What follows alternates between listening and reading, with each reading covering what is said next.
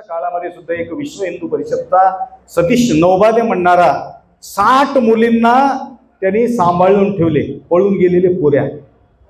लक्षात आलं का? 60 मुली पकडून आणले. हिंदू सोबत पळून गेलं तर काय वाटत नव्हतं, परंतु विचित्र तुमच्या समोर आम्ही सांगू शकत नाही तसा परिणाम त्या ठिकाणी झाल्यामुळं त्यांना पकडून ठेवण्यासाठी 1 दिवस त्यांना उशीर झाला आणि आम्ही 3 रूम त्यांच्यासाठी ठेवलो होतो, बंदच ठेवलो रूम. लक्षात आलं का?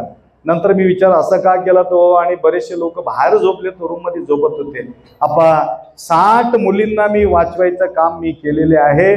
त्यासाठी तुमचा रूम मठ पुरा बंद राहिला तर जमत होता, परंतु त्या मुलींना मी खुल्लं केलो हे आनंदाचं. अशा प्रकारचे मोठे मोठे त्यांच्याकडून भरपूर मला ऐकायचं होतं, परंतु कधीतरी वेळ भेटला तर त्यांना आम्ही बोलून घेऊ. त्या ठिकाणी इथं तुमचा बसण्याच्या कॅपॅसिटी इथं राहिलेले नाहीये, कारण आता पळायचं राहिलेले आहे. तुम्हाला कधी जावं सगळ्याला जायचंय, परंतु जाता जाता काही ना काही भरून घेऊन जावा. कारण आज अनुष्ठानाचा सोहळा म्हणजे आखरीचा जो उपचार म्हणजे गुरुमाऊलीचा विचार म्हणजे तुमचा जन्माचा सार्थकता करून घेण्याचा जो विचारधारा आज तुमच्या पदरामध्ये पडणार आहे.